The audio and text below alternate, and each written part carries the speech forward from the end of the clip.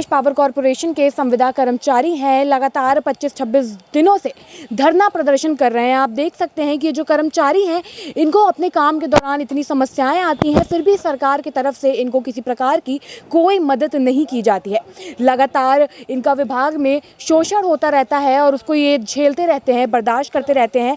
जब एक सीमा पार हो गई, उसके बाद इन लोगों ने आंदोलन का रास्ता अपनाया है।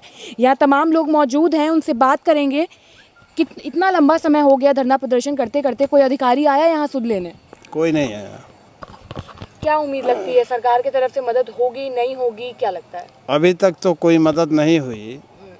हम लोग 7 सितंबर से ही आंदोलन कर रहे हैं और हमारी मांग है कि जो रोज़ ये कर्मचारी खंभे पर चढ़ कर के काम करते समय जल के मर रहे हैं, इनकी ऐसी व्यवस्था की जाए कि जनहानि ना हो। पावर कॉरपोरेशन लेबर का ठेका करता है और उस लेबर के अनुबंध में ज़मीन से 20 से 25 फीट की ऊंचाई पर 440 वोल्ट की लाइनों पर काम कराता है। सुरक्षा उपकरण नाम का कोई चीज़ नहीं है। 11,000 33,000 की लाइनों पर काम कराता है। 11,000 के स्विच गियरों और 33,000 की ब्रेकरों पर कार्य कराता है, जो एक घातक प्रकार का कार्य है। ऐसे में बिना सुरक्षा उपकरण दिए अधिकारियों द्वारा अपने पावर का गलत इस्तेमाल किया जाता है, कर्मचारियों पर मानसिक दबाव बनाया जाता है और उनसे कार्य कराया जाता है। परिणाम स्वरूप उन कर्मचारियों की आए दिन दुर्घटनाएं हो रही हैं, जिसमें प्रत्येक वर्ष 500 से 600 बिजली के ठेका मजदूर दुर्घटनाग्रस्त हो रहे हैं। इसमें से अधिकांश कर्मचारियों की तो मृत्यु हो जाती है। समस्या तो है, बहुत आती है। लाइन पे चढ़ के काम करते हैं, दस्ताना नहीं, पिलास भी है अपने पास से खरीदना पड़ता है। वो कोई आए सामान देते नहीं हैं। इतना टार्चर करके काम लेते हैं कि ऊपर कर्मचारी आए, ऊपर धोखा खा जाए, खंभे से गिर भी सकता है।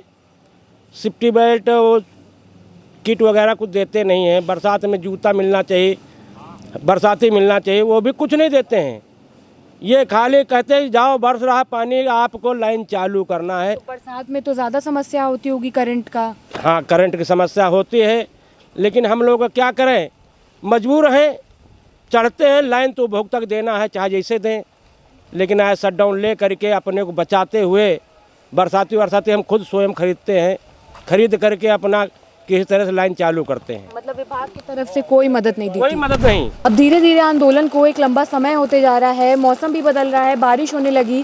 तिरपाल के नीचे खड़े होकर बात कर रही हूँ मैं आपसे, क्या क्या समस्याएं आती हैं? देखिए, मैं आपको बता दूं, उत्तर प्रदेश पावर कॉरपोरेशन निविदा संविदा कर्मचारी संघ, मैं प्रदेश अध्यक्ष मोहम्मद खालिद। पिछले 7 तारीख से आपने देखा होगा यहाँ पे इको गार्डन में बड़ी संख्या में मैंने आंदोलन किया और काल बहिष्कार किया, फिर भी एक सरकार सुनने की कहीं पर से कोई व्यवस्था नहीं है।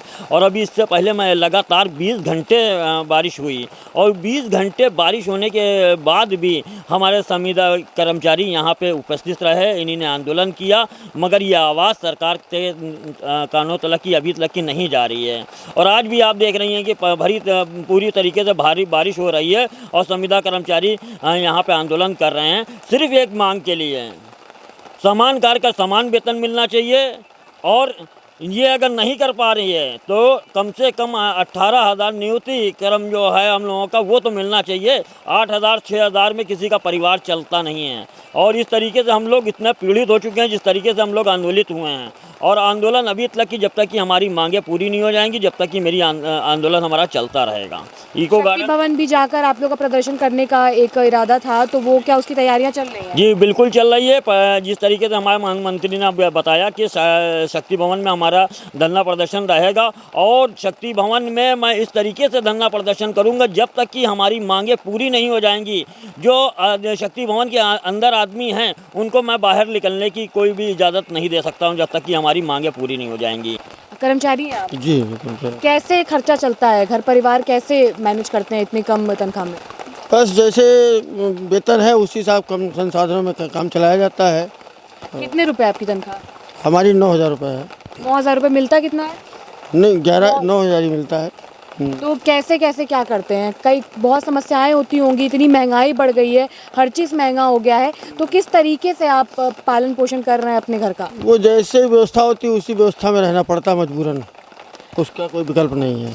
कभी काम करते टाइम कोई समस्या आई हो तो सरकार की तरफ से मदद मिली हो, कुछ भी ऐसा? सरकार की तरफ से कोई मदद नहीं, हमको जो भी करना है स्वयं करना, अपनी सुरक्षा स्वयं करना है, किसी का कोई सहारा नहीं है। अगर काम करेंगे तो वेतन मिलेगा, काम नहीं करेंगे तो वेतन नहीं मिलेगा। काम आप लगातार करते रहते हैं, अभी आप धरने में बने हुए हैं तो आपके काम का भी नुकसान हो रहा होगा। नहीं, मैं काम ड्यूटी में कर रहा हूँ, मैं ड्यूटी शाम को करके आता हूँ, रात में जाता हूँ, करके सुबह मैं आता हूँ यहाँ, फिर शाम को घर जाता हूँ, फिर ड्यूटी करता हूँ। ड्यूटी में अपनी कर रहा हूँ, ड्यूटी नहीं करूँगा तो वेतन रोक दिया है, इसलिए उसमें जन हानि नहीं होनी चाहिए, इसलिए जनता की कोई समस्या ना हो।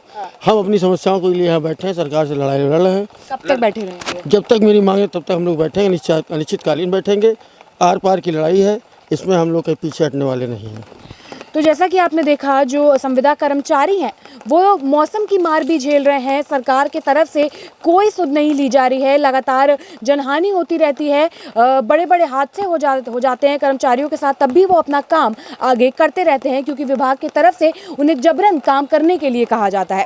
इसके साथ ही उन्होंने ठेका प्रथा हटाने की भी मांग की है। आप देख सकते हैं कि मौसम इतना ख़राब है, उसके बाद भी इन लोगों ने आंदोलन जारी रखा हुआ है। इसके साथ ही जो इनके प्रदेश अध्यक्ष हैं उन्होंने भी यही कहा है कि आंदोलन तब तक चलता रहेगा जब तक इनकी मांगें पूरी नहीं हो जाती हैं। इसके साथ ही इन लोगों ने ये भी ऐलान कर दिया था कि नवंबर में एक बड़ा आंदोलन होगा और शक्ति भवन में जाकर ये लोग शक्ति प्रदर्शन भी संविदा कर्मचारियों का दिखा सकते हैं। फिलहाल के लिए इतना ही। कैमरा पर्सन अभय के साथ मैं शिवांगी, JMD खबर, लखनऊ।